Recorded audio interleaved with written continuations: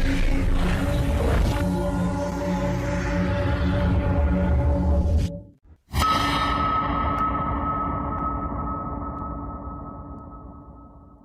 दोस्तों, एपिक वाणी में फिर से आपका हार्दिक स्वागत है।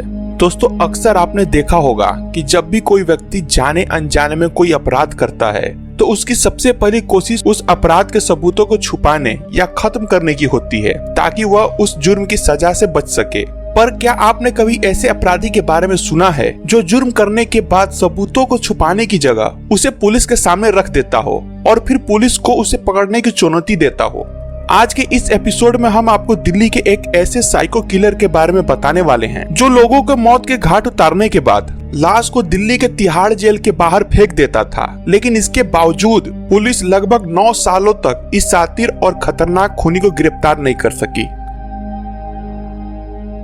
तो इस कहानी की शुरुआत हुई सन 1998 में, जब दिल्ली के आदर्श नगर इलाके में लोगों को एक सरकटी लाश मिली। इस तरह की हालत में मिली लाश ने वहां के वासियों को सकते में डाल दिया था और पुलिस भी मर्डर के इस तरीकों को देखकर हैरान रह गई। पुलिस की कड़ी मेहनत और बारीकी से की गई इन्वेस्टिगेशन के बाद कई लोगों को गिरफ्तार किया गया, जिसमें से चंद्रकांत झा नाम के एक व्यक्ति को प्राइम सस्पेक्ट के रूप में कोर्ट में पेश किया गया। लेकिन पुलिस मरने वाले व्यक्ति की शिनाख्त करने में नाकामयाब रही और कोर्ट में मामले की सुनवाई के दौरान कोर्ट ने यह कहते हुए चंद्रकांत को बरी कर दिया कि जब मरने वाले की पहचान ही नहीं हो पाई है तो कत्ल के मकसद और चंद्रकांत के साथ मरने वाले का कोई कनेक्शन सिद्ध करना यह जल्दीबाजी होगी। साथ ही पुलिस को चंद्रकांत को रिहा करते हुए इस मामले की और गहन जांच करने का आदेश दिए।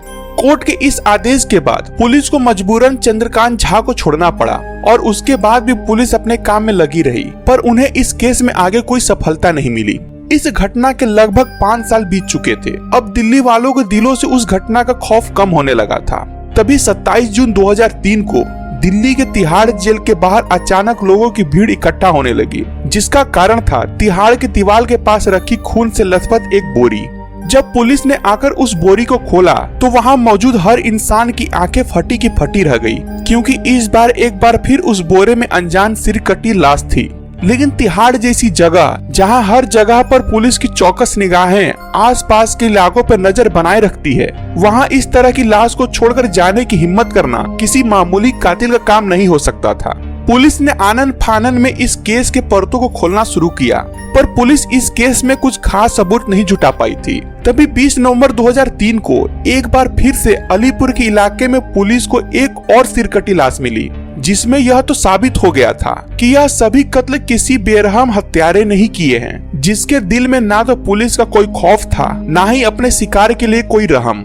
लेकिन यह कातिल है कौन? दिल्ली पुलिस के लिए यह सवाल एक अनसुलझा पहेली बना हुआ था। यह कातिल हमेशा ही पुलिस के 2 कदम आगे रहता था, क्योंकि इन लोगों को मारने से लेकर इनकी बॉडीज को यूं ही पब्लिक प्लेस में फेंकने तक कोई भी ऐसा सुराग नहीं छोड़ता था जो पुलिस को उसकी तरफ आने का मौका दे सके। इन 3 मर्डर ने उस कातिल के हौसले इतने बुलंद कर दिए थे कि चौथी लाश को मंगोलपुरी के कूड़ेदान में फेंकने के बाद 5वीं और छठी लाश 20 अक्टूबर 2006 और 25 अप्रैल 2007 को तिहाड़ जेल के बाहर फेंकी गई। पर 5वीं वारदात में कुछ ऐसा हुआ जिसकी कल्पना किसी ने नहीं की थी। वह दिन था 20 अक्टूबर 2006। उस दिन सुबह एक बार लोग दहशत भरी निगाहों से तिहाड़ जेल के मेन गेट की तरफ देख रहे थे, जिसका कारण था एक और लाश।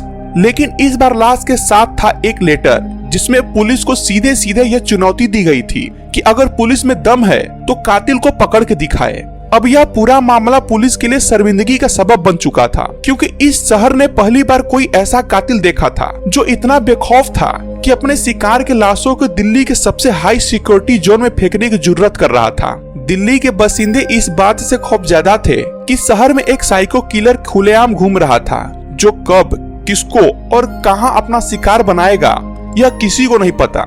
6वीं घटना के बाद भी लाशों का सिलसिला नहीं थमा, क्योंकि इस घटना के ठीक 23 दिन बाद एक बार फिर सरकटी लाश तिहाड़ के उसी गेट पर मिली जहां पिछली लाशों को फेंका गया था।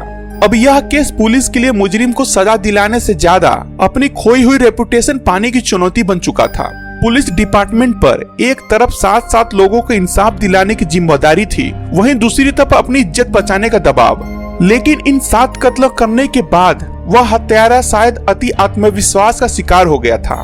इस तरह लेटर लिखकर पुलिस को चुनौती करना अब उसे भारी पड़ने वाला था, क्योंकि पिछले 9 सालों से पुलिस को पहली बार वह बड़ा क्लू मिला था जिसकी मदद से कातिल तक पहुंचा जा सकता था। वह खत जिसे लिखा तो गया था पुलिस को उलझाने के लिए, लेकिन यह एक ऐसा सिरा बन गया था जिसे एक एक करके इस केस के सारे गांठों को खोला जा सकता था। उसके बाद पुलिस अब नए सिरे से अपनी तहकीकात कर ही रही थी, तभी आदर्श नगर पुलिस स्टेशन से कातिल का एक कॉल आता है और फिर से पुलिस को उसे पकड़ने की चुनौती देता है। लेकिन यह उस कातिल की दूसरी सबसे बड़ी गलती थी, क्योंकि जिस पीसीओ से वह कॉल आया था पुलिस ने उसका तुरंत पता लगा लिया और पीसीओ के मालिक ने शिनाख्त के दौरान चंद्रकांत झा को पहचान लिया। चंद्रकांत वही आदमी था जिसने उस पीसीओ से उस दिन कॉल किया था। अब मामला काफी साफ था, लेकिन सिर्फ कॉल के सबूत पर चंद्रकांत को कातिल साबित नहीं किया जा सकता था। तब इसके बाद पुलिस ने चंद्रकांत की हैंडराइटिंग को उस लेटर की लिखावट से मिलवाया। यहाँ भी यह साबित हुआ कि लेटर की लिखावट चंद्रकांत की ही थी और अंततः एक लंबे ट्रायल के बाद चंद्रकांत को 7 में से 5 मर्डर का दोषी पाया गया। इसके एवज में कोर्ट ने चंद्रकांत झा को सजाए मौत की सजा सुनाई।